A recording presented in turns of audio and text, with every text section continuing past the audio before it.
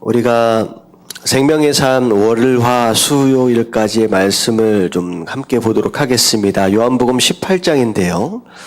18장 1절부터 쭉 살펴보면서 우리 네 가지 사건을 통하여 우리가 좀 짚어봐야 할 내용들을 좀 보도록 하겠습니다. 우리 18장서부터 나오는 내용이 전체적으로 보면 금요일 날 일어났던 이야기입니다. 금요일 새벽 0시서부터 일어났다라고 생각하시면 될 것 같아요. 그래서 영어로 하면 Good Friday라고 얘기를 합니다. Good Friday. 그래서 한국말로 얘기하면 성금요일이죠. 성금요일. 근데 어떻게 보면 Good Friday 이렇게 얘기를 하면 좋은 금요일이에요. 좋은 금요일. 어떻게 보면 금요일 날 이날의 이 사건으로 인하여 우리가 구원을 받았다라고 하는 것을 생각한다라고 한다면 좋은 날이죠. 요한복음 18장 1절부터 2절까지 말씀만 좀 보도록 하겠습니다. 자, 다 같이 읽을게요. 1절부터 2절까지 말씀 다 같이 시작. 예수께서 이 말씀을 하시고 제자들과 함께 기드론 시내 건너편으로 나가시니 그곳에 동산이 있는데 제자들과 함께 들어가시니라. 그곳은 가끔 예수께서 제자들과 모이시는 곳이므로 예수를 파는 유다도 그곳을 알더라. 네. 목요일 저녁에 예수님께서 제자들과 더불어서 마지막 만찬을 하십니다. 그게 오늘날 우리가 알고 있는 성만찬이죠. 그래서 우리가 지난주 금요일 날 우리 성만찬을 했잖아요. 그리고 예수님께서 성만찬을 하시고 나서 제자들과 대화하시는 가운데 오늘 말씀 1절에 보니까 예수께서 이 말씀을 하시고 이렇게 나오잖아요. 이 말씀을 하시고. 그 얘기는 뭐냐면 17장에 예수님께서 제자들을 향하여 그리고 남겨져 있는 이제 어떻게 보면 성도들이죠. 앞으로의 성도들이 되어질 그들을 위하여 중보기도 하시는 장면이 나옵니다. 자, 그리고 나서 예수님께서 중보기도 하시고 나서 이제 동산으로 올라가셨다라고 이제 나오고 있죠.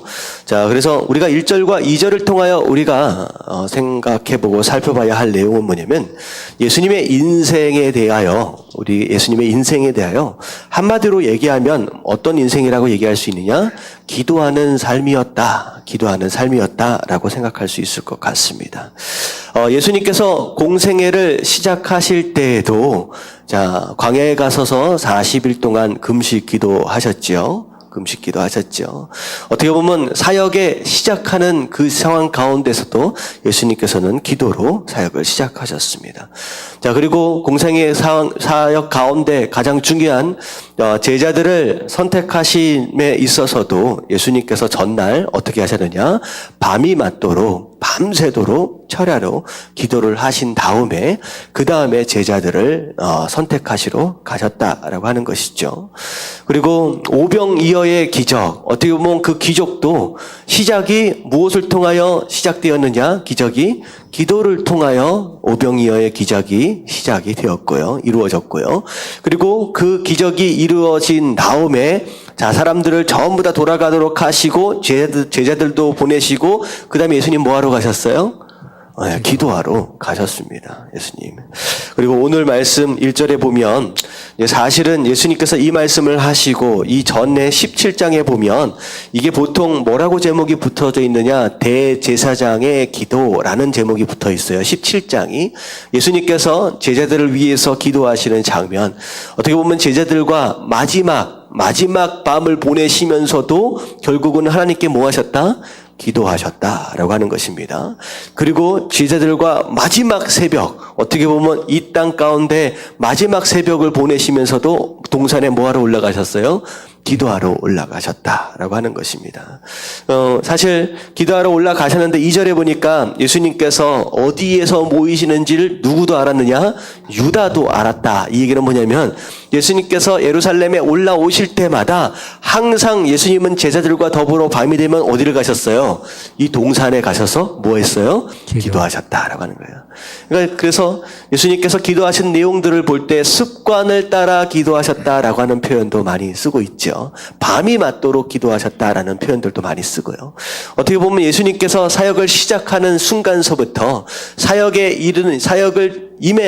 임하는 모든 순간, 그리고 사역을 마무리를 하는, 어떻게 보면 구속을 십자가를 지시기 바로 직전까지 예수님께서 기도하셨다라고 하는 것으로 결국은 예수님이 기도하는 삶을 사셨다라고 하는 것입니다. 근데 우리가 좀 살펴봐야 할 내용이 뭐냐면 예수님께서 기도하신 기도의 모습, 거기에는 특징이 있다라고 하는 것이죠. 한번 정리를 좀 하도록 하겠습니다.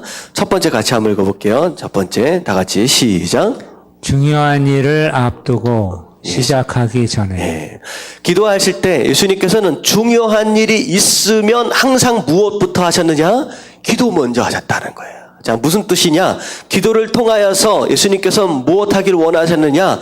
그 일에 대하여 하나님의 뜻을 묻길 원하셨고, 그리고 그 일을 감당하기 위하여 능력과 힘을 얻길 원하셨다라고 하는 것이죠. 그래서 무슨 일을 하시든 간에 시작하기 전에 항상 기도함으로 그 일에 참여하셨다라고 하는 것이죠. 그래서 우리가 첫 번째 생각해야 될 것은 무엇이냐?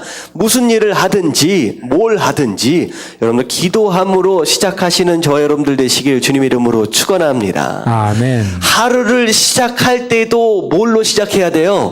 기도로 시작해야 됩니다. 그리고 직장에 가서도 뭘로 시작을 해야 되느냐? 기도로 시작해야 돼요. 그리고 누군가를 만날 때도 하나님, 이 만남 가운데 하나님 함께하여 주시옵소서, 하나님께 간구하는 그런 모습들이 있어야 한다라고 하는 거, 그게 바로 예수님께서 기도하신 모습들 가운데 특징 중에 하나이죠. 자, 그 다음에 두 번째 같이 한번 읽어볼게요. 자, 잘 안 넘어가나요? 네, 다 같이 시작. 기도를 통하여 하나님의 능력입니다. 예수님께서는 기적과 이적들을 일으켜 가시면서 언제나 하나님께 기도하셨습니다. 이건 뭐냐면 예수님의 능력으로 그 기적들이 일어나는 것이 아니라 누구의 능력이에요? 하나님의 능력이라는 거예요. 다시 말하면 하나님 되신 예수님마저도 하나님의 능력을 통하여 이 땅에서 사역을 감당하셨다라고 한다면 우리는 더 누구의 능력이 필요해요? 하나님의 능력이 필요하다는 거예요. 우리 능력으로 할 수 있는 일이 아니다라고 하는 것입니다. 그래서 예수님은 기도를 통하여 결국 하나님의 능력으로 이 땅의 사역들을 감당하셨다라고 하는 것이죠. 자, 그리고 세 번째 다 같이 시작. 기도로 마무리, 감사와 찬양입니다. 자, 기도로 마무리한다. 일을 다 이루어 놨어요. 그리고 나서 하나님께 기도했다라고 하는 것은 무슨 뜻이냐? 일어난 이 모든 일들이 누가 하신 것이다? 하나님이 하셨다라고 고백하며 감사하며 찬양하는 것이다 라고 하는 거예요. 어떻게 보면 오병이어 기적을 다 일으키시고 난 다음에 백성들의 반응이 어떤 반응이었느냐? 와, 이 예수를 누구로 세우면 되겠다? 왕으로 세우면 되겠다. 자, 이런 사람을 왕으로 세우면 굶어 죽을 일이 없잖아요.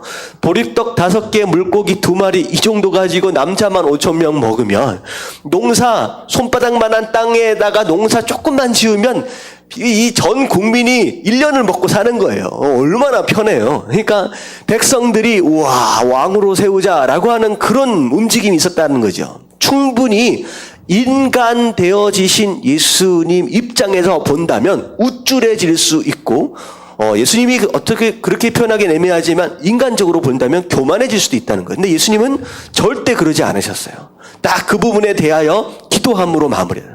절대 그들의 목소리를 그런 식으로 듣지 않도록, 마음이 흔들리지 않도록, 교만해지지 않도록 하나님께 영광을 돌리고 하나님께 감사를 드리는 쪽으로 기도로 마무리를 하셨다라고 하는 것이죠. 결국은 1번과 2번과 3번을 쭉 보면 시작하기 전에 기도하고, 기도를 통하여서도 하고, 기도로 마무리했다. 시작과 중간과 끝을 다 기도했다라고 한다면 결국은 어떻게 기도했다는 거예요? 계속, 언제나, 항상 그렇게 기도하셨다라고 하는 것이죠. 그래서 데살로니가전서 5장 16절과 17절에 뭐라고 나와요? 항상 기뻐하라, 쉬지 말고 기도하라. 다시 말하면 이 말씀을 예수님께서 이 말씀대로 이렇게 사셨다라고 하는 거예요. 쉬지 말고 기도하는, 언제나 기도하는 그런 모습으로 사셨다라고 하는 것입니다. 하지만 또 그 가운데 기도의 특징 가운데 마지막 네 번째 어떻게 기도하셨어요? 다 같이 네 번째 시작. 하나님의 뜻을 구하는 기도. 하나님의 뜻을 구하는 기도. 예수님께서 기도하실 때 그분의 기도하는 자가 내 마음대로 뜻을 정해놓고 하나님께 요구하는 기도를 한 것이 아니라 어떻게 기도하셨어요? 하나님의 뜻이 이루어질 것을 기도하셨다라고 하는 것이죠. 어떻게 보면 기도의 정석입니다. 기도의 정석. 이런 모습으로 예수님께서 기도하셨다라고 하는 것입니다. 자, 그래서 기도의 삶을 사셨던 예수님, 심지어 하나님 되신 예수님마저도 이렇게 기도의 삶을 사셨다라고 한다면 우리도 마땅히 이렇게 기도해야 하고요. 예수님께서 기도의 힘으로 하나님께서 주신 모든 사명을 완수하셨던 것처럼 우리도 기도의 힘으로 이 땅에 우리에게 허락하신 그 사명을 성공적으로 이루어갈 수 있는 저와 여러분들 되시길 주님의 이름으로 축원합니다. 아멘. 아멘. 자, 예수님께서 기도하러 올라가셨어요. 이제 요한복음에는 나와 있지를 않지만 예수님께서는 베드로와 요한과 야고보와 따로 이제 3명의 제자들을 또 따로 뽑으셔가지고 또 올라가십니다. 중간까지 더 올라가세요. 그러고 나서 우리가 알고 있는 겟셋만의 기도를 예수님 하시죠. 그때 예수님 어떻게 기도하셨느냐? 내 뜻대로 하지 마옵시고 아버지의 뜻대로 하시옵소서. 이게 이제 하나님의 뜻을 간구하는 기도예요. 근데 예수님께서 한참 기도하다가 제자들에게, 3명의 제자들에게 와서 보니까 제자들이 뭐 하고 있었어요? 아이고, 자고 있었네. 그래서 예수님이 뭐라고 말씀하시냐? 너희가 한시도 깨어 기도할 수 없느냐라고 말씀하시냐. 여기서 얘기하고 있는 한시는 1 hour입니다. 다시 말하면 예수님께서 1시간 기도하고 오신 거예요. 그러니까 1시간 정도도 기도를 못한 거죠, 제자들이. 그래서 시험 들지 않게끔 뭐하라? 끼어서 기도하라. 다시 말하면 앞으로 일어날 일에 대하여 제자들이 그 일들을 감당해 내려면 뭐 할 수밖에 없는 거예요? 기도할 수밖에 없는 거예요. 근데 결국은 그 일들을 제자들이 감당하지 못했던 이유는 예수님께서 주신 2시간 정도의 기도의 시간에 뭐 했기 때문에? 자고 졸고 있었기 때문이다라고 하는 거예요. 그래서 우리가 신앙생활 하는 가운데 자꾸 시험 들고 자꾸 자빠지는 이유가 무엇이냐? 뭐 하지 않아서? 기도하지 않아서다라는 거예요. 예수님께서 깨어서 기도하라, 시험 들지 않게. 돌아가셨다가 1시간 기도하시고 다시 왔는데 또 뭐예요? 또 졸고 있는 거예요. 예수님께서 이제 그때는 뭐라고 말씀 안 하시고, 자, 때가 되었다. 더 이상 기도할 필요 없는 거죠. 예수님께서 내려가시는데, 자, 그때가 이제 2절, 3절부터 쭉 나오는 내용이에요. 가룟 유다, 예수님의 제자 되었던 가룟 유다가 예수님을 팔라고 지금 잡으려고 올라옵니다. 자, 그래서 예수님께서 거기서 결박을 당하시게 되는데, 자, 거기서 그야말로 어떻게 보면 다혈질의 베드로 일 하나를 저지르지요. 자, 그게 바로 10절 말씀입니다. 10절 말씀 같이 한번 읽어볼게요. 자, 10절 다 같이 시작. 이에 시몬 베드로가 칼을 가졌는데 그것을 빼어 대제사장의 종을 쳐서 오른편 귀를 베어버리니 그 종의 이름은 말고라. 네, 이 베드로가 어부인데 아주 어떻게 칼을 휘둘렀는데 어디를 잘라냈어요? 이 귀를 잘라냈어요. 이거는 보통 실력이 아닙니다.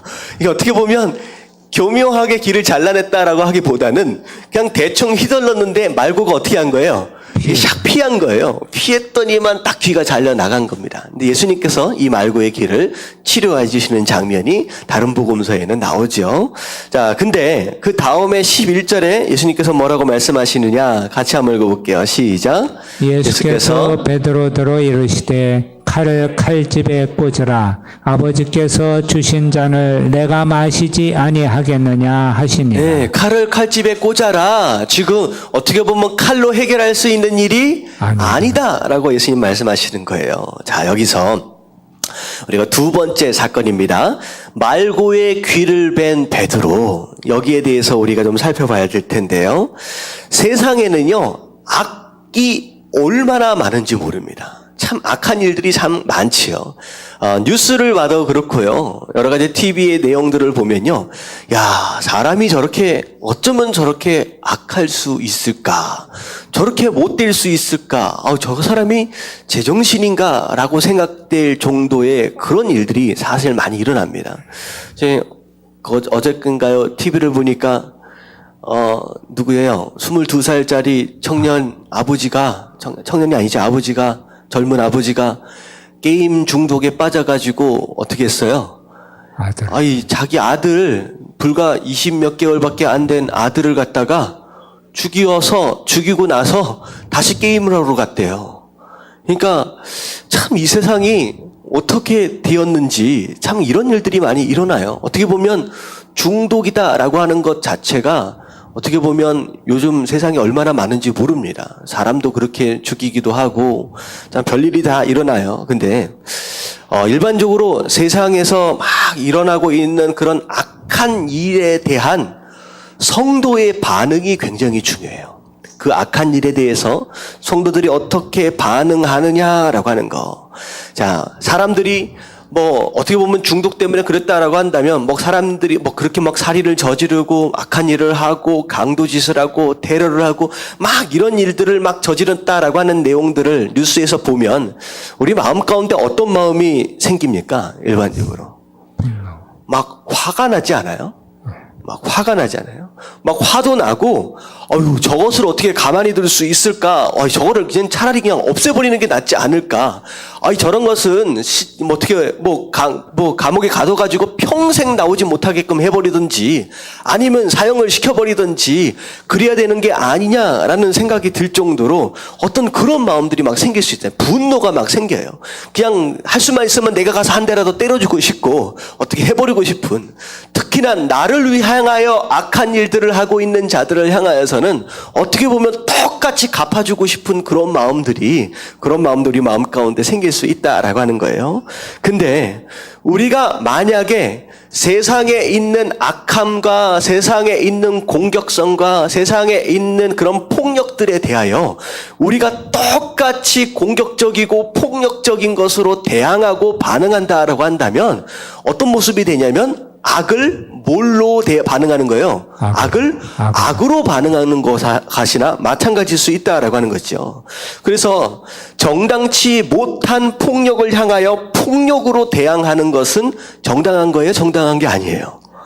정당한 게 아닐 수 있다는 거예요. 다시 말하면 나를 향한 어떤 악한 것들에 대하여, 나를 향한 폭력적인 것들에 대하여 내가 똑같이 분노하고 똑같이 공격적이고 똑같이 이렇게 악한 것으로 반응하고 있다라고 한다면 사실은 우리 안에도 뭐가 있다는 거예요? 악한 것들이 있다라고 하는 것이 다라는 거죠. 악한 것이 있다라고 하는 것이죠. 자, 예수님께서는 여기서 얘기하는 거예요. 가룟 유다와 더불어서 예수님을 잡으러 온 것 자체, 그들의 폭력과 그들의 악은 똑같이 악이나 폭력으로 대항해서 된다, 안 된다? 안 된다. 예수님 말씀하시는 거예요. 안 된다라고. 그래서 요한복음에 여기는 나와 있지 않지만 마태복음 26장 52절부터 53절에 보면 예수님 뭐라고 말씀하시냐? 같이 한번 읽어볼게요. 시작. 이에 예수께서 이르시되 내 칼을 도로 칼집에 꽂으라. 칼을 가지는 자는 다 칼로 망하니라. 이 여기서 얘기하고 있는 칼이 무엇이냐? 폭력입니다. 폭력입니다. 공격성이라는 거야, 공격성. 누군가가 나를 향하여 폭력적이고 악한 그런 공격적인 공격적인 행위를 한다라고 해서 똑같이 이 칼을 들고 대항하는 그거 옳지 않다라는 거예요. 뭐라고 말씀하시냐면 칼을 가진 자는 결국은 무엇으로 망한다? 칼로. 폭력으로 대항하는 자들은 결국은 폭력으로 망할 수밖에 없다라고 예수님 말씀하시는 거예요. 왜 예수님이 이렇게 말씀하실까? 성질 같아서는 한 번에 싹 쓸어버렸으면 얼마나 좋겠느냐라고 하는 것이죠. 심지어 예수님 뭐라고 말씀하시느냐? 지금 12군단이 더 되는 천사를 내게 보내시게 할 수 없는 줄 아느냐? 다시 말하면 예수님도 폭력적으로 여기에 대응한다라고 한다면 이렇게 할 수도 있다라고 하는 거예요. 이렇게 할 수도 있다는 거예요. 여기서 12군단이다라고 하는 것은 보통 몇 명을 얘기하느냐? 3,000명을 얘기합니다. 그러니까 예수님께서 한 번 기도하시면 천사가 몇 명이 내려와요? 천사가 3,000명이 내려와가지고 싹 쓸어버릴 수도 있는 그런 능력의 예수님이라는 거예요. 그렇지만 예수님은 그들의 악에 대하여, 그들의 폭력에 대하여 똑같이 폭력으로 대응하시지 않겠다라고 예수님 말씀하시는 거예요. 이게 굉장히 중요한 내용이에요. 왜 폭력적이고 공격적인 반응 자체가 무서운 것이고 잘못된 것이냐? 이게 첫 번째 보면 폭력적이고 공격적인 사람들의 특징을 우리가 살펴볼 필요가 있어요. 자, 첫 번째 같이 한번 읽어볼게요. 다 같이 시작. 문제의 원인이 내 안에가 아니라 외부에 있다. 자, 그들의 마음은 항상 이런 마음이 있어. 모든 문제의 원인은 내가 아니라 누구예요? 다른 사람이에요. 다른 사람이에요. 네가 잘못했기 때문에 이런 문제가 일어났다. 세상이 썩었기 때문에 이런 문제들이 일어났다. 다시 말하면 자기 자신에 대하여 돌아보지 않고 항상 남의 탓과 남을 향하여, 세상을 향하여 불평하고 원망하는 자들, 바로 이런 자들이 폭력적이다라고 하는 것이죠. 다른 사람이 문제의 원인이다라는 거예요. 나는 문제가 없다라고 얘기를 하는 것이죠. 자, 오늘날 굉장히 사회적으로 심각한 현상이 무엇이냐? 실제적으로 주먹이나 칼이나 어떤 무기를 통하여 폭력을 행사할 수 있기도 하지만 오늘날에는 인터넷에서 뭘로 폭력을 행사하느냐? 말로 폭력을 행사합니다. 그래서 실제로 말 때문에, 누군가의 악플 때문에, 그것 때문에 상처 입어서 자살하는 그런 일들이 많이 일어나잖아요.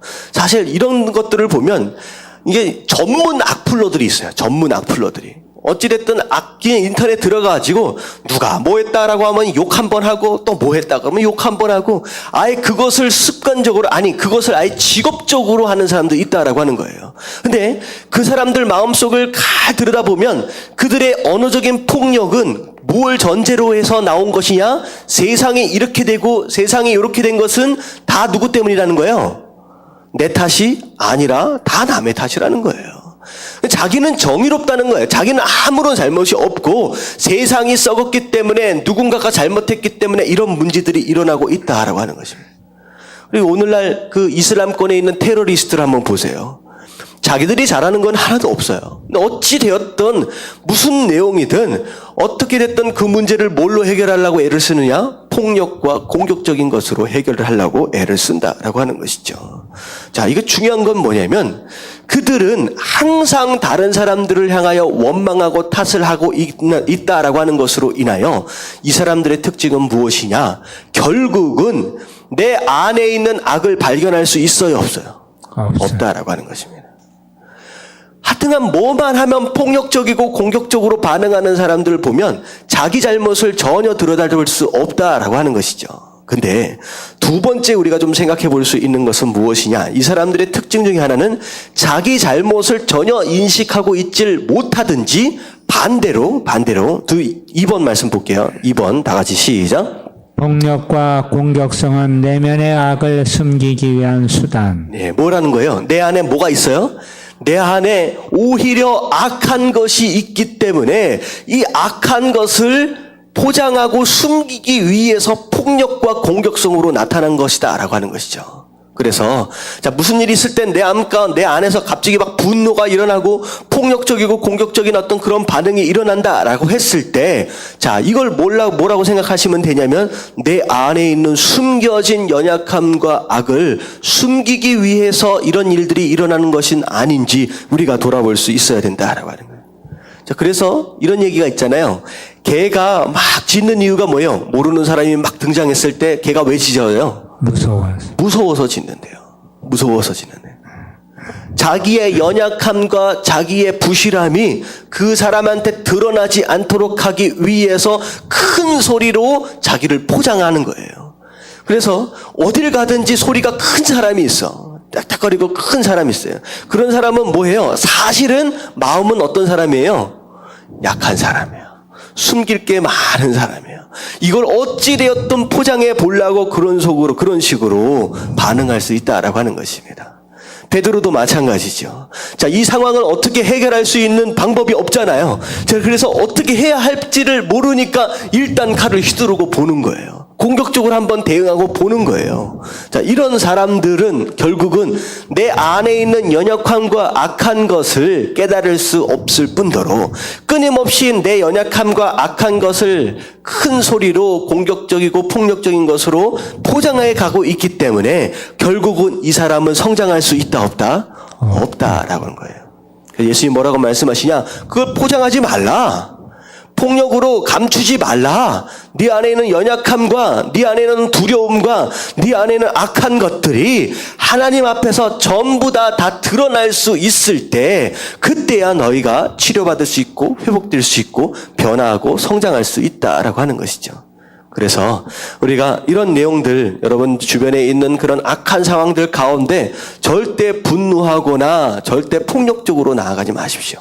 오늘처럼 얘기한 것처럼 칼은 칼로 막한다라고 하는 그런 예수님 말씀처럼 우리 안에 있는 내면에 있는 연약함과 이런 악한 것들이 주님 안에서 드러나져야 하고 주님 앞에 치유되어질 수 있을 때 그때 우리가 변화될 수 있다라고 하는 거 여러분들 깨달아지시길 주님의 이름으로 축원합니다. 아멘. 자, 결국 예수님이 결박되어지셔서 이제 끌려가시게 됩니다.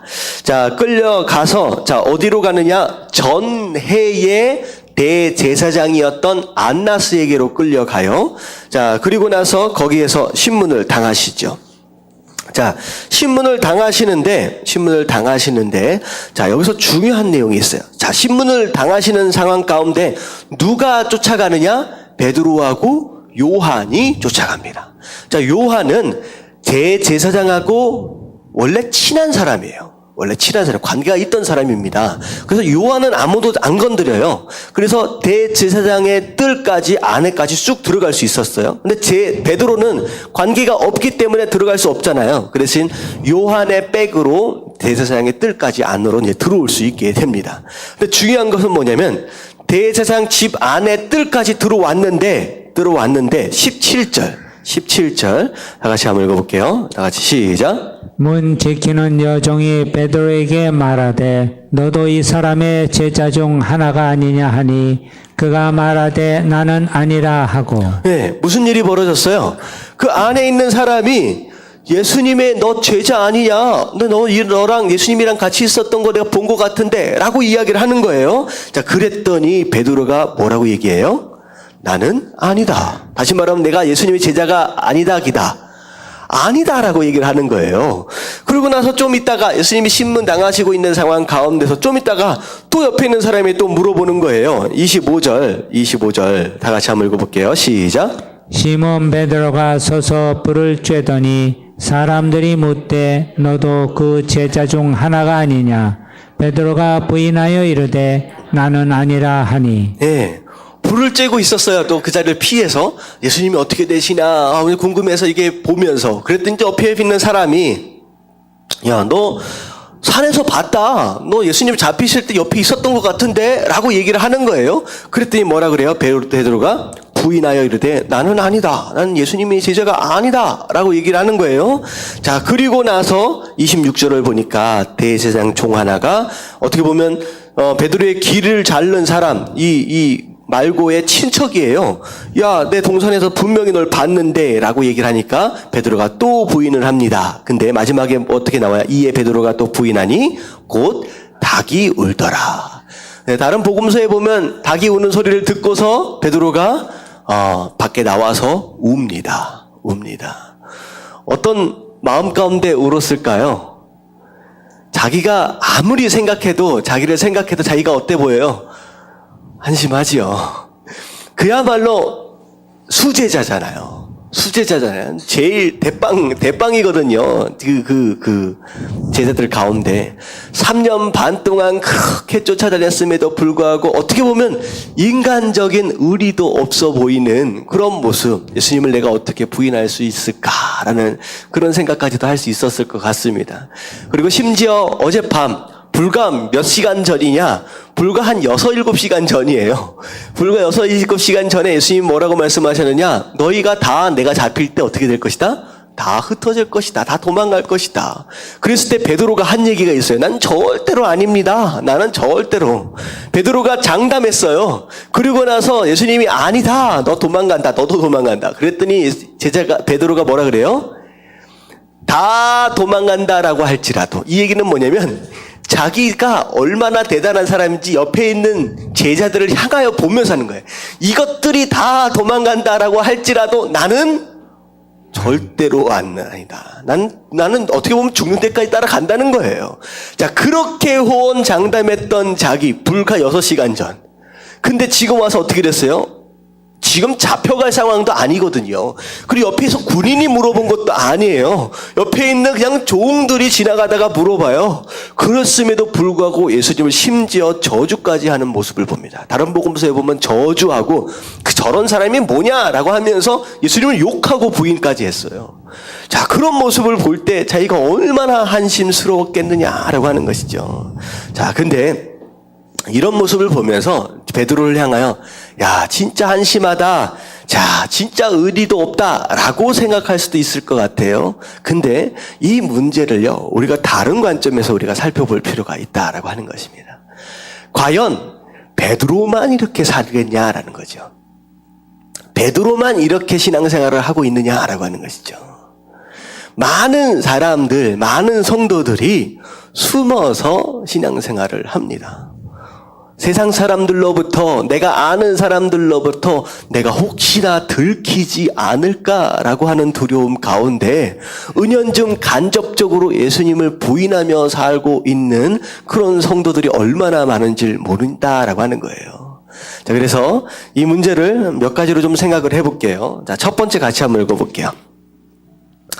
첫 번째 같이 한번 읽어볼게요. 시작. 위험을 피해 도망친 제자들보다 위험 속에서 부인한 베드로가 낫다. 예. 도망친 다른 제자들이 베드로를 향하여 핀잔 줄 수도 있어요. 야, 네가 수제자인데 어떻게 배신하고 어떻게 그렇게 그런 얘기까지 부인까지 할 수 있느냐라고 얘기할 수 있을 것 같아요. 근데 그럴 수 없다라고 하는 것입니다.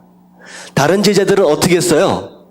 그런 위험한 상황을 피하기 위해서 아예 그 위험으로부터 뭐 해버렸어요? 도망쳐버렸습니다. 아예 그 위험으로부터 도망쳐버렸어요. 하지만 이 베드로는 위험하다라고 하는 걸 알지만 어디까진 들어간 거예요? 제사장의 집들 안까지는 들어갈 줄 아는 그런 모습. 차라리 그 안에 들어가서 부인이라도 할 망정 오히려 그 위험을 감수했다라고 하는 그런 면에 있어서 다른 제자들보다는 훨씬 더 낫다라고 하는 거예요. 이런 겁니다. 우리가 신앙생활 하면서 우리가 시험들어 자빠질지언정 사명을 감당하는 게 나아요? 사명으로부터 피하는 게 나아요? 감당하는 게 낫습니다. 많은 성도들이 이런 신앙생활을 해요. 내가 교회에 더 열심히 일을 하고 내가 사명을 감당하고 내가 전도를 하고 내가 선교를 하고 내가 일을 감당하면 어떻게 될 것 같아요? 시험 들 일이 생긴다는 거예요. 그래서 오히려 어떤 성도들은 아예 시험 들어 자빠질 것을 두려워해서 아예 들어오지를 않는 사람이 있어요. 적당한 거리 안에서 거리를 유지해 가면서 살짝 들어왔다 살짝 나가는, 마치 동요 속에서 나오는 깊은 산속 옹달샘 누가 와서 먹나요? 새벽에 토끼가 어떻게 해요? 와서 뭐만 먹고 가요? 물만 먹고 가는 신앙생활을 하는 성도들이 얼마나 많느냐는 거죠. 이런 사람들 많습니다. 적당한 거리 안에서 위험하지 않을 만큼, 시험 들지 않을 만큼의 거리를 유지해 가면서 그렇게 줄타기 하는 성도들이 많다라고 하는 것이죠. 철저하게 위험에 노출되지 않으려고 숨어서 사는 신앙인들. 자, 이런 신앙인들은 절대 변화되어질 수 없다라고 하는 것입니다. 사실은 이런 거죠. 오늘 이 사건으로 인하여 베드로 어떻게 보면 예수님께 부인했어요. 심지어 저주까지 했었음에도 불구하고 베드로는 굉장히 커다란 것을 깨닫게 됩니다. 자기 자신이 자기가 어젯밤에 얘기했던 대로 그렇게 호언장담할 만한 그런 믿음을 가지고 있는 사람이 아니다라고 하는 걸 깨닫게 되는 거죠. 바로 이것으로 인하여서 베드로는 앞으로의 사역 가운데 큰 교훈, 큰 어떤 것이냐면 큰 겸손의 교훈을 얻을 수 있었다라고 하는 것이죠.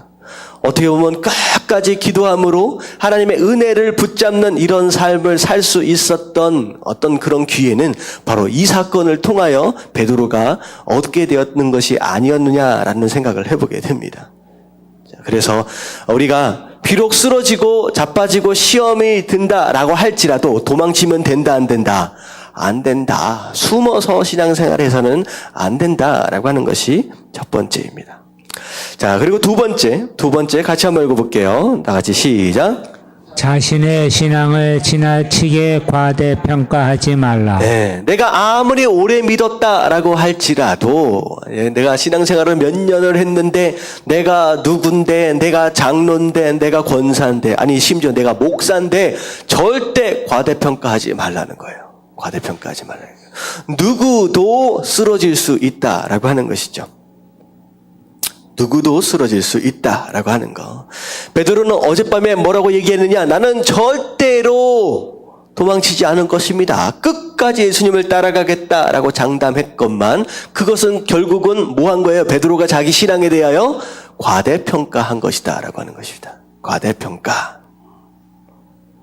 자, 이런 말씀이 있어요. 다시 말하면 예수님께서 네가 쓰러질 것이다. 네가 도망갈 것이다. 너도 똑같을 것이다. 라고 말을 할 때 베드로의 반응이 무엇이냐? 아닙니다. 나는 그런 사람이 아닙니다. 라고 얘기를 했다라는 것이죠. 근데 사실 이 반응은 굉장히 잘못된 반응입니다. 예수님께서 너 또한 도망칠 거다. 라고 얘기하셨을 때 아닙니다. 라고 얘기를 하는 것은 곧 무슨 말이냐? 예수님께서 말씀하시는 것이 뭐다? 틀렸다라는 얘기랑 똑같은 거예요. 이런 성도들이 있습니다. 말씀이 선포되어지고 말씀이 읽는 가운데 하나님 말씀하실 때에 어떻게 반응하느냐? 나는 아닌 것처럼, 나는 절대 그런 사람이 아닌 것처럼 스스로 장벽을 치는 사람이 있어요. 믿음에 대해서 막 선포를 하고 쓰러지면 안 됩니다 라고 얘기를 하면 내 마음 가운데는 어떤 마음이 있어요? 야, 나는 잘하고 있는데 왜 저런 얘기는 내가 들을 얘기가 아니라 누가 들어야 돼요? 옆에 사람이 김 집사가 들어야 되는데, 어떻게 보면 내 마누라가 들어야 되는데, 내 남편이 들어야 되는데, 자기를 죽이고 섬기고 뭐 해야 됩니다 라고 하면 딱 내 마음 가운데 어떤 벽을 쳐요? 나는 잘하고 있어. 이 정도면 됐지. 근데 이 말씀은 내 저기 집에 있는 남편이 들어야 되는데, 내 애들이 들어야 되는데, 항상 말씀을 들을 때 요런 방어막을 치고 나는 아닙니다. 나는 다 잘하고 있고 나는 절대로 그럴 일이 없을 것입니다 라고 얘기하는 가운데 꼭 말씀을 다른 사람들에게 반사시키는 사람이 있다는 거예요. 자, 이게 잘못된 것이다 지금 얘기를 하고 있는 거예요. 여러분, 지금 말씀이 선포되어진다라고 했을 때 이 말씀은 결국 누가 들어야 할 말씀이다? 내가 들어야 할 말씀이에요. 내가 들어야 할 말씀이에요. 선포하고 있는 저도 마찬가지입니다. 이건 제가 들어야 할 말씀이에요. 숨어서 신앙생활을 하는 사람이 있다. 자, 이 말씀 누가 들어야 되는 거예요? 여러분들 스스로 나는 숨어서 신앙생활 안 해 라고 얘기하면 안 된다는 거예요. 나도 어느 순간이 되면 숨을 수 있다 없다? 있다라고 하는 걸 우리가 스스로 인정하지 않으면요 변화되어질 수 없어요. 이때 베드로가 예수님께 반응해야 할 온전한 반응은 어떤 반응이었느냐? 절대 그럴 수 없습니다 라고 반응해서는 안 되고 어떻게 반응해야 돼요? 그럴 수 있다라고 한다면 그러면 예수님 내가 어떻게 해야 합니까? 라고 물었어야지. 내가 도망칠 수밖에 없는 나약한 존재다라고 한다면 예수님 그렇지 않게 하려면 어떻게 해야 합니까? 아니 그렇게 됐다라고 한다면 내가 어떻게 돌아올 수 있겠습니까? 물어야지요. 그래서 말씀에 대한 순종의 반응은 왜가 아니라 뭐라 그랬어요? 어떻게라고 말씀해요. 그럼 어떻게 해야 합니까? 질문을 해야죠. 근데 베드로는 그렇지 않았어요. 난 아닙니다라고 딱 끊어버리니까 이런 상황에 딱 자기가 딱 경험되어지는 순간 할 말이 있어요, 없어요? 없으니까 울 수밖에 없는 거예요. 대책이 없는 거예요. 나는 절대로 안 쓰러집니다 라고 호언장담을 했고 쓰러진 다음에 내가 어떻게 해야 할지를 내가 예수님께 들은 게 없어. 내가 어떻게 반응해야 할지 몰라. 그러니까 이제는 할 게 뭐예요? 그냥 나가서 우는 것밖에 없는 거예요. 한심한 거지요. 중요한 건 무엇이냐? 절대 과대평가하지 마십시오. 저도 쓰러집니다. 다 쓰러질 수 있어요. 누구든 쓰러질 수 있습니다. 보세요. 한국교회에 거의 별 같은 그런 목사님들이 다 어떻게 됐어요? 얼마나 많이 떨어지는지 모르잖아요. 그 목사님들이 신앙이 약해서? 아니요. 그 목사님 우리가 판단하고 정죄할 게 아니에요. 어떻게 보면 우리보다도 훨씬 더 선신되어지셨고 더 신앙이 좋으셨던 분들이에요. 근데 하물며 그분들까지도 사단이 시험하니까 넘어지는 거예요. 인간은 대책이 없는 거예요. 여러분 절대 과대평가하지 마시고 겸손하게 하나님의 음성을 들으시고 오히려 하나님께 물을 수 있는 저와 여러분들 되시길 주님의 이름으로 축원합니다. 아멘. 자, 세 번째. 그 다음에 쓰러졌어요. 결국은 담대하지 못함으로 인하여 쓰러졌어요. 근데 이 담대함을 어디서 얻을 것이냐? 세 번째. 다 같이 읽겠습니다. 시작. 신앙의 능력과 담대함의 뿌리는 완전한 사랑이다. 자, 진짜 능력 있는 신앙생활, 누가 뭐라고 해도 흔들리지 않고 두려워하지 않는 그 담대한 신앙생활을 하려면 뭘 알아야 돼요? 진짜 사랑을 깨닫는 것서부터 시작됩니다. 진짜 사랑을 깨닫는 거예요. 예수님을 부인했어요. 그냥 울며 나갈 수밖에 없었어요. 어떻게 보면 십자가에 못 박혀 돌아가시는 순간 베드로는 십자가 밑에서 갈 수 없었습니다. 그냥 갈릴리로 도망칠 수밖에 없었어요. 근데 중요한 것은 뭐냐면 예수님을 3번이나 부인을 하고 심지어 십자가에 못 박혀 돌아가시는 순간 갈릴리로 도망쳐 갈 수밖에 없었던, 어떻게 보면 도망칠 수밖에 없었던 베드로를 예수님이 어떻게 하셨어요? 찾아가셔요. 여기에서 베드로가 변하기 시작하는 거예요, 사실은. 나같이 못난인데 어떻게 보면 인간적인 의리도 없는 쓰레기 같은 존재거든요. 어떻게 나를 수제자로 세우셨을까? 그렇게 생각할 수밖에 없는, 야, 네 같은 놈을 내가 3년 반이나 내가 믿었는 게 내가 바보지 하고 버려버릴 수밖에 없는 그런 상황. 당연한 거죠. 근데 그런 나를 찾아오시는 거야. 찾아오셔서 예수님 뭐라고 말씀하세요? 네가 나를 사랑하느냐라고 물어보죠. 잘 들으세요. 네가 나를 사랑하느냐라고 물어보세요. 근데 이 말씀은 전제가 무엇이냐? 예수님은 베드로를 뭐하지 않으셨다? 포기하지 않으셨다. 내가 너를 진짜 사랑하는데 너는 나를 사랑하느냐라고 물어보시는 거예요. 그 말씀 안에 숨어진 의미예요. 그러니까 베드로는 견딜 수 없는 거예요.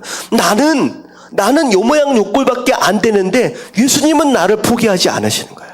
나를 끝까지 품으시고 끝까지 쫓아와서 나를 붙들어 주시는 그 사랑을 딱 경험하니까 감동이 되는 거예요. 그러니까 이 베드로의 마음이 변화되기 시작하는 거예요. 진짜 사랑을 경험하면요, 목숨을 걸게 됩니다.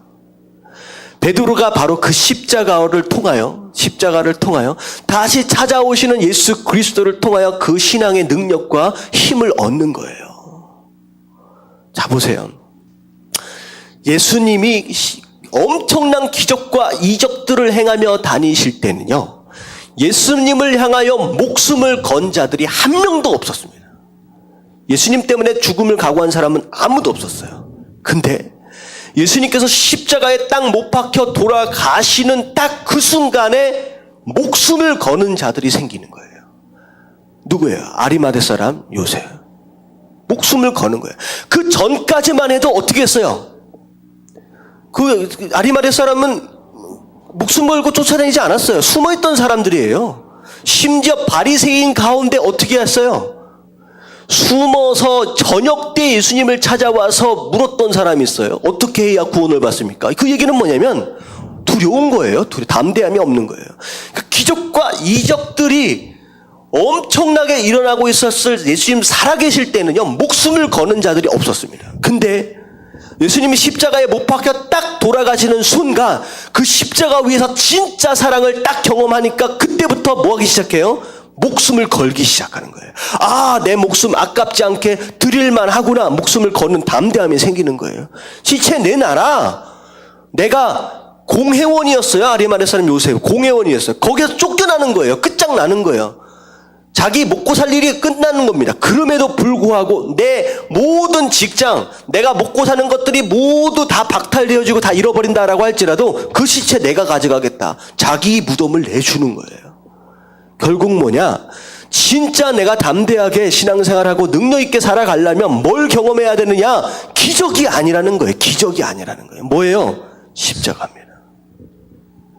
이번 고난주간을 통하여서 예수님이 살아생전 많은 기적들과 이적들을 일으켰었는데 그것을 통하여 용기를 얻는 게 아니라 오히려 십자가 그 사랑으로 인하여 우리가 담대해질 수 있다라고 하는 거. 그게 바로 복음입니다. 우리가 십자가 앞으로 나가야 되는 거예요. 기적이 아니라는 거예요. 기적으로 사람이 변화될 수 있다라고 한다면 기적으로 사람이 변화될 수 있다라고 한다면 출애굽한 이스라엘 백성들이 다 하나님을 어떻게 했어야 돼요? 다 믿었어야 돼요. 불평불만하면 안 돼요. 그들의 삶 전체 40년 동안의 광야 생활은 기적의 삶입니다. 수많은 기적들이 그렇게 있었음에도 불구하고 변화되지 않아요. 기적이 사람을 변화시키는 게 아니다라고 하는 거예요. 그래서 여러분들 혹시나 어디 가서 무슨 부흥 집회 한다고 해서 뭐 기적이 일어난다 뭐 한다라고 했을 때 막 쫓아다니지 마십시오. 절대 거기 가서 별다른 삶이 변화되지 않습니다. 잠깐 주사한 마음 맞고 오는 것뿐이다라고 하는 것입니다. 자, 그래서 세 번째는 무엇이냐? 자, 우리의 담대함과 능력은 어디에서부터 온다? 예수 그리스도의 완전한 사랑을 깨닫는 데서부터 온다라고 하는 거예요. 여러분들 기적이 아니라 십자가를 붙드는 저와 여러분들 되시길 주님 이름으로 축원합니다. 아멘. 자, 네 번째. 다 같이 시작. 신앙의 능력과 담대함의 뿌리는 성령 충만이다. 네, 성령 충만이다. 복음서의 제자들은 어딘지 모르게 연약합니다. 자충우돌. 어떻게 보면 빈약해요. 누가 뭐라 그러면 두려워 떨기도 합니다. 하지만 복음서에서 사도행전으로 딱 넘어가서 자, 뭘 받았어요? 기도하는 가운데 성령 충만을 받을 때, 자, 그때 사도행전의 제자들은요 완전히 다른 모습이에요. 그냥 목숨을 겁니다. 지금 보세요. 지금 베드로는 누가 물어봤을 때 부인했느냐? 대사의 제사장들의 종이 물어봤을 때 벌벌벌 떨었어요. 근데 사도행전에 딱 들어가면 베드로는 누구 앞에서도 얘기를 하느냐? 대제사장들과 서기관들과 바리새인들이 꽉 차있는 이 공회에서 뭐래요? 담대하게 예수 그리스도를 선포합니다. 네가 예수 그리스도를 증거하면 내가 죽는다고 혼난다라고 협박을 해도 끝 없어요. 그냥 담대하게 선포를 하는 거예요. 자, 이런 담대함과 용기는 어디에서 오느냐? 성령 충만에서 온다는 거예요. 성령 충만으로부터 우리가 담대함이 생긴다라고 하는 거죠. 자, 중요한 건 또 성령 충만은 어떻게 받아요? 어떻게 받아요? 기도함으로 받는다라고 하는 거. 여러분들 예배 시작할 때든 끝날 때든 항상 성령 충만을 위해서 기도하십시오. 하나님의 영으로 충만한 가운데 이 어려운 세상 담대하게 이겨나갈 수 있도록 해달라고 우리가 기도해야 된다라고 하는 거. 여러분 기도하심으로 성령 충만한 그런 담대한 삶 사시기를 주님의 이름으로 축원합니다. 아멘. 자, 베드로가 나가서 펑펑 웁니다. 자, 그런 가운데 예수님이 어디로 끌려가시느냐? 관정으로 끌려가십니다. 이게 28절 이야기예요. 자, 유대 지도자들은 더럽힘을 당하지 않도록 하기 위해서 관정 안으로 안 들어와요. 오히려 빌라도 총독을 바깥으로 끌어냅니다. 자, 그래서 뭐라고 얘기를 하느냐? 죄를 지었다, 죄인이다, 죽여달라라고 얘기를 하는 거예요. 이 빌라도 총독이 뭐라고 얘기를 하느냐? 야, 니네 법대로 해라. 얘기를 했는데 우리는 죽일 법이 없습니다라고 하는 것은 곧 다시 말하면 재판을 받으러 온 게 아니라 뭐 해달라고 온 거예요? 예수님을 그냥 죽여달라고 그냥 온 거예요. 죽여달라고 온 겁니다. 자, 그래서 사실 빌라도가 예수님을 알까요? 모를까요? 유다의 어떻게 보면 유다의 총독입니다. 예수님을 알아요, 몰라요? 알아요. 예수님을 모를 정도면 총독의 자격이 없죠. 정치가는 그냥 잘합니다. 지금 예수님이 어떤 사람인지를 알고요. 그리고 뭐 때문에 예수님이 끌려온지를 다 알아요. 뭐 때문에 끌려왔어요? 사실 대제사장들과 이 바리새인들이 시기와 질투 때문에 끌려온 거예요. 다 유대인들이 누굴 쫓아가요? 이 예수님을 쫓아가니까 이 자기의 밥그릇이 이제 시원찮게 됐잖아요. 밥그릇을 뺏기게 됐잖아요. 그러니까 이것 때문에 지금 시기와 질투 때문에 끌고 온 줄 다 아는 거예요. 지금 총독이 다 압니다. 근데 이제 들어와서 이제 빌라도가 예수님을 신문하는 장면이 나옵니다. 네가 유대인의 왕이냐? 예수님이 뭐라고 얘기해요? 내가 유대인의 왕이다 라고 말씀하십니다. 근데 중요한 건 뭐냐면 예수님의 나라는 이 땅이 아니라 하늘나라는 거예요. 하나님 나라에 내가 왕이다 라고 얘기를 합니다. 빌라도는 이해할 수 없는 내용이죠. 빌라도는 이해할 수 없는 내용입니다. 그럼 네가 왕이네? 하면서 비아냥거립니다. 근데 중요한 건 뭐냐면 물어봐도 예수님 안에 죄가 있어요, 없어요? 없어요. 무죄네. 그래서 제사장들에게 나와서 무죄다. 뭐 죽일 일이 아니다 라고 놓아주려고 하면서 이 유월절 특사라는 게 있어요. 죄인 중에 한 사람을 이제 풀어주는 거죠. 그래서 이왕이면 인기도 좀 얻고 이제 백성들의 좀 그런 것도 있잖아요. 그래서 내가 이번에 특사로 한 사람을 풀어주려고 하는데 강도 바라바라고 하는 사람이 있어요. 강도 아주 잔악한 강도입니다. 그리고 예수님 어떻게 보면 죄 짓는 게 별로 없어요. 거의 없는 사람이죠. 그랬을 때 누굴 풀어줄까? 아마도 예수님을 풀어달라고 하지 않겠느냐. 근데 백성들의 반응이 어떤 반응이었느냐? 바라바를 풀어주라. 자, 이런 이상한 상황이 벌어졌습니다. 자, 마지막으로 우리가 살펴봐야 할 내용이 무엇이냐? 띄워주세요. 자, 예수님을 눈앞에 두고도 구원자로 만나지 못한 세 종류의 사람이 방금 처음부터 지금까지 세 사람이 등장을 합니다. 세 사람이 등장을 해요. 자, 이 세 사람, 예수님을 코앞에 뒀어요. 눈앞에 뒀어요. 육신적인 눈으로 봤음에도 불구하고 그 예수님을 구원자로 만나지 못한 사람이에요. 어떻게 보면 교회를 잘 나와요. 말씀도 많이 듣고 배우고 있음에도 불구하고 구원자로 만나지 못한 사람들이 있을 수 있다라고 하는 것이죠. 자, 첫 번째 사람이 누구냐? 유다입니다. 예수님의 제자. 예수님을 3년 반을 쫓아다녔습니다. 말씀을 가장 가까운 데서 들었던 사람입니다. 심지어 돈을 맡은 제자였어요. 신뢰할 만한 사람이었을 수도 있을 것 같아요. 근데 이 사람 결국은 예수님의 제자였음에도 불구하고 어떤 일을 했어요? 예수님을 돈 받고 팔아버렸습니다. 예수님을 팔아버려요. 자, 어떻게 이런 일이 일어날 수 있을까요? 이 가룟 유다는 일반적으로 우리가 어떻게 생각할 수 있느냐? 이제 열심당원 가운데 하나입니다. 어떻게 보면 어떤 사람들이냐? 약간 공격적이고 폭력적인 것들을 가지고 독립운동을 하는 독립투사예요. 그래서 자금을 모아다가 어떻게 보면 로마의 정치적으로 어떤 이제 그 사람들 있잖아요. 중요한 사람들을 살해한다든지 테러한다든지 이런 식으로 이제 독립운동을 하는 사람입니다. 근데 그렇다고 막 나쁜 사람이다라고 얘기할 수 있는 게 아닌 이유가 뭐냐면 마치 우리나라에 어떤 사람이냐? 윤봉길 의사와 같은 비슷한 존재예요. 그 당시. 비교해 보면 우리가 속국으로 있었을 때 도시락 폭탄 던지고 총을 쏘고 해가지고 이토 히로부미나 이렇게 저격하잖아요. 마치 그런 종류의 일을 했던 유대인들의 독립투사들입니다. 가룟 유다가 그런 사람이라고 생각하면 되는 거예요. 근데 이 사람이 문제가 뭐냐면 이스라엘의 회복과 하나님 나라의 회복은 무엇을 통하여 일어난다? 폭력을 통하여 일어난다.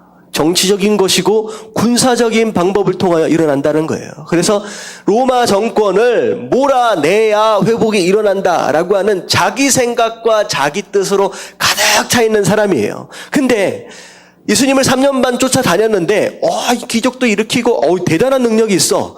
그러면 이제 로마 밀어낼 만 하거든. 그래서 쫓아다녔는데 마지막 순간에 보니까 예수님이 자꾸 무슨 얘기를 해요?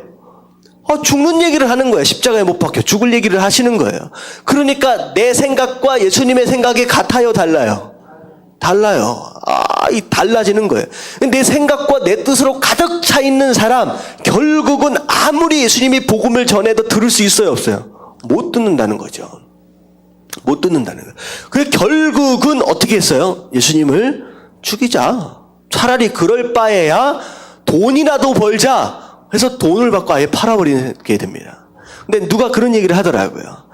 오히려 어떻게 보면 가룟 유다가 다른 생각을 가지고 있을 수 있다는 거예요. 돈을 받으려고 돈에 유혹되어서 한 것이 아니라 어떤 것이냐. 만약에 예수님을 팔아버린다라고 하는 것으로 예수님을 마치 코너로 넣으면 그때 예수님이 갑자기 큰 능력과 함께 무슨 일을 벌이지 않겠느냐. 그 상황을 내가 만들어줘야 되겠다라고 하는 그런 꼼수였을 수도 있다라고 하는 거예요. 근데 가룟 유다 물어보지 않아서 모르겠습니다. 어쨌든 일반적으로 얘기하면 돈 받고 팔아버렸어요. 자, 이 얘기는 무엇이냐? 이 얘기는 무엇이냐? 내 안에 내 생각과 내 뜻과 내 계획과 내 고집으로 가득 차 있으면 예수님을 앞에다 두고서도 못 만난다라고 하는 거예요. 말씀을 아무리 들어도 못 듣는다라고 하는 것이죠. 자, 이게 씨 뿌리는 비유 가운데 어디에 해당되어질 수 있느냐? 돌짝바 같은 마음입니다. 돌멩이, 내 생각, 내 고집 덩어리, 내 계획 가득 차 있으면 말씀이 순간순간 들려져서 감동은 받는데 뿌리를 내려요, 못 내려요? 못 내려. 그래서 햇빛에 타버리는 그런 모습도 될 수 있다는 거죠. 자, 이런 모습. 그래서 결국은 내 안에 있는 돌멩이를 빨리 걷어낸다라고 하는 건 뭘 걷어내야 돼요? 내 안에 있는 내 뜻과 내 생각과 내 고집을 빨리 걷어내야 된다는 거예요. 자, 두 번째 종류의 인물이 누구냐? 대제사장들과 바리새인들입니다. 자, 이런 사람들은 말씀에 대하여 아주 박식한 사람이에요. 신앙생활 아주 오래 한 사람이에요. 근데 예수님을 죽이는데 앞장을 서요. 뭐 때문에? 내 밥그릇 때문에요. 이게 바로 인간적인 욕심, 시기와 질투 때문입니다. 자, 이런 마음이 있으면 내가 아무리 말씀을 많이 알아도 결국은 예수님을 구원자로 못 만난다라고 하는 것이죠. 자, 이건 어느 밭에 해당되는 것이냐? 정확하게는 떨어지지 않지만 가시덩굴과 같은 그런 밭입니다. 내 마음 가운데 욕심으로 가득 차 있는 사람.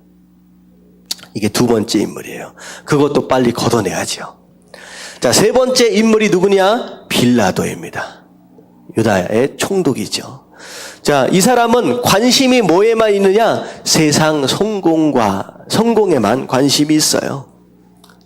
처음부터 끝까지 예수님에게 질문하고는 있지만 처음부터 끝까지의 마음의 문을 어떻게 한 사람이에요?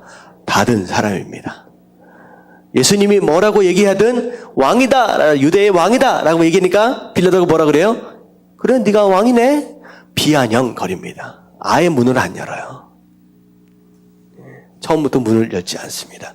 예수님이 진리에 대하여 이야기하고 계심에도 불구하고 진리가 뭐냐? 비아냥거리고 그 자리를 떠나버립니다. 예수님에게 들으려고 하지 않아요. 진리가 뭐냐라고 물어본 게 아니에요. 야, 진리가 뭐냐? 돌아와 버리는 거예요. 처음부터 말씀의 문을 확 닫아버린 사람. 그저 세상의 성공에만 관심이 있는 바로 이런 사람은 어느 밭 같아요?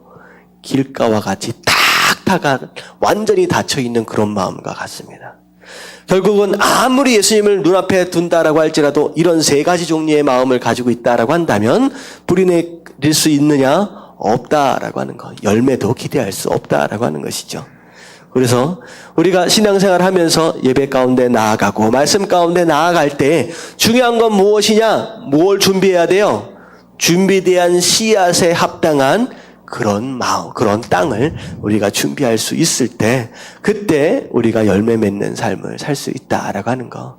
그래서 항상 옥토를 준비하시는 저와 여러분들 되시길 주님의 이름으로 축원합니다. 아멘. 자, 그래서 내일 목요일 말씀서부터는 예수님께서 신문 당하시고 이제 십자가에 못 박혀 돌아가시는 장면이 나옵니다. 자, 오늘 잠깐 살펴봤던 이 성금요일 날 일어났던 내용은 금요일 날 0시서부터 오전 한 7시 7시 한 그 정도까지 일어났던 이야기라고 생각하시면 돼요. 자, 이제 예수님께서 빌라도에게 신문을 당하시다가 빌라도가 어떻게 할 수 없으니까 누구에게를 한번 보내느냐? 헤롯이라고 하는 그 당시 분봉 왕에게 보냅니다. 헤롯 왕에게 보내요.